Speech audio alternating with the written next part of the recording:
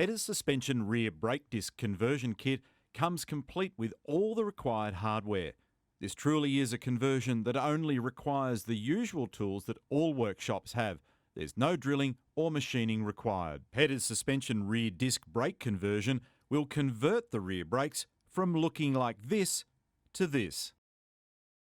Before Pedders released the brake disc conversion kit, they had the vehicle rigorously tested under the supervision of an automotive engineer to evaluate the kit for the Australian design rule requirements. The results of the testing proved that when loaded to the vehicle's correct GVM, the stopping distance was consistently less than the tested OE vehicle with the same load. The first step is to remove the wheel, placing it away from the work area.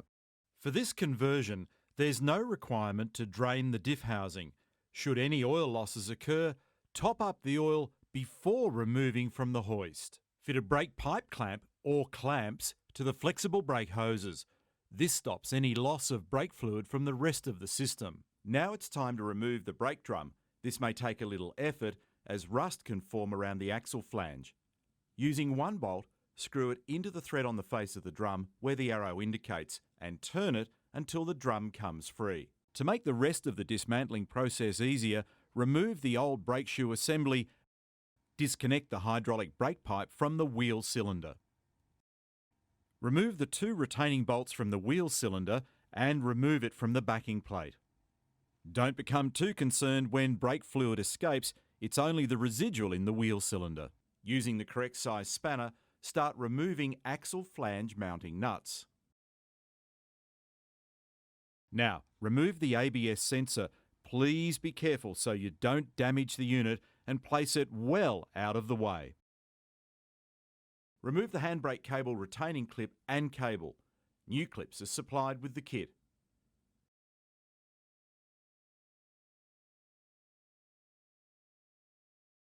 Remove the remaining axle flange nuts.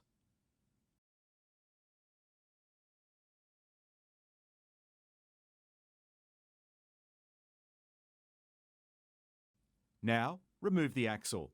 The axle seal may come out with the axle. If so, replace the seal in the axle housing and check the integrity of the outer housing O-ring and replace if needed.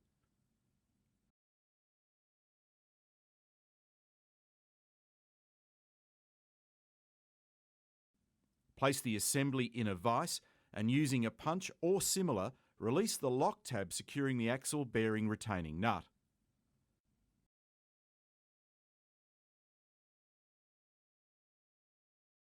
At this point, knock out the 4 studs from the axle bearing housing. Position the lock nut tool correctly onto the axle bearing lock nut. Please be aware that the lock nuts have left and right hand threads, so undo accordingly. Left hand thread for left side and right for the right side. As the lock ring is undone, it'll free up the ABS tone ring. Remove both of these in preparation for the bearing removal. The axle can now be taken to the press and the bearing, housing and backing plate are to be pressed off and removed from the axle. Remove the old backing plate and take the housing to the press and remove the old wheel bearing. Pedders recommend replacing the rear axle bearings when fitting this kit, but this is at the installer's discretion. With all the new components at the ready, it's time to reassemble. Press the new bearing into the hub.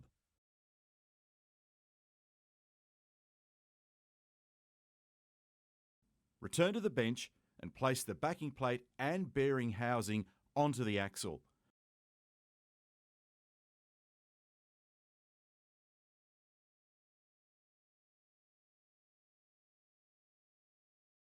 Loosely assemble the 4 new longer studs and nuts.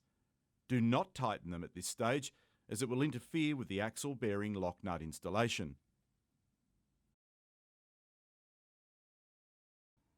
Now, take the assembly to the press and press the axle into the hub.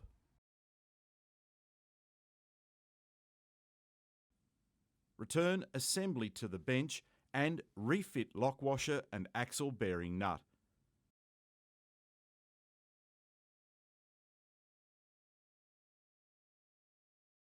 Position the lock nut tool correctly, remembering that the nuts have handed threads.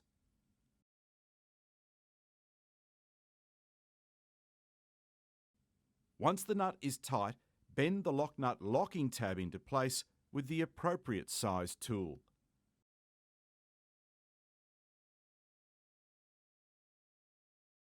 Replace ABS tone ring onto the axle and press back into position.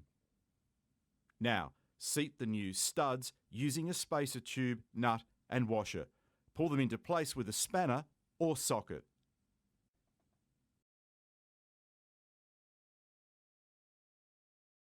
Replace the sealing O-ring.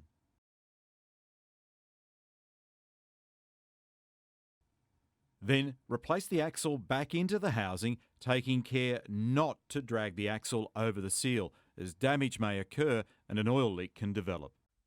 If any diff oil losses occurred during this process, top up the oil before removing from the hoist. Before placing the washers and nuts onto the new flange studs, place the caliper bracket and the brake hose bracket onto the studs, ensuring they're on the correct side of the vehicle. The conversion kit is marked for the left and right-hand side of the vehicle.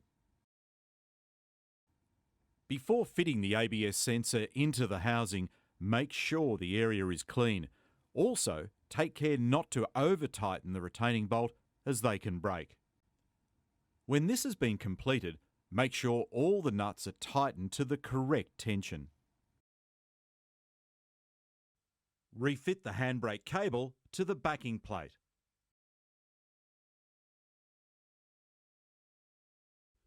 Refit the brake line to the new mount. Install the new emergency brake shoe assembly and connect the handbrake cable.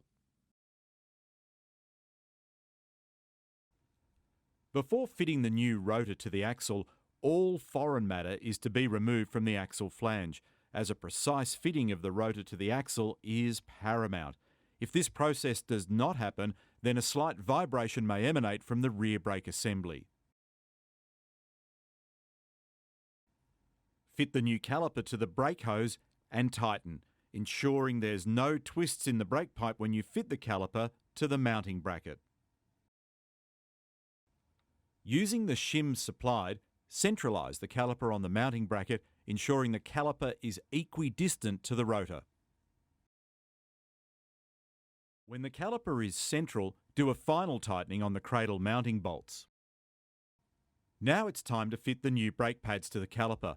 Please be careful not to transfer any contaminants to the friction surface. When the pads have been seated correctly, swing the caliper over and fit the retaining bolt. Tighten the bolt to its correct tension.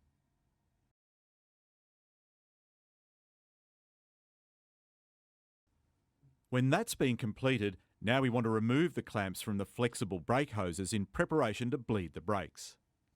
Now it's time to bleed the brakes to remove all the air from the system. As the calipers are empty, a volume of brake fluid will be required. Monitor the fluid in the brake master cylinder reservoir, ensuring the correct dot number of the brake fluid is used and everything is where it should be and tight. Replace the wheels, tightening the wheel nuts in the correct sequence. Manually adjust the handbrake shoes to the required tension via the access port in the backing plate. Then check handbrake cable tension and adjust if needed. And then lower the vehicle. Conduct a final wheel nut check when the vehicle is on the ground. Apply the Pedders disc conversion kit sticker to the driver's side B-pillar. After all the post-operation checks have taken place, road test the vehicle to bed in the rear brake pads.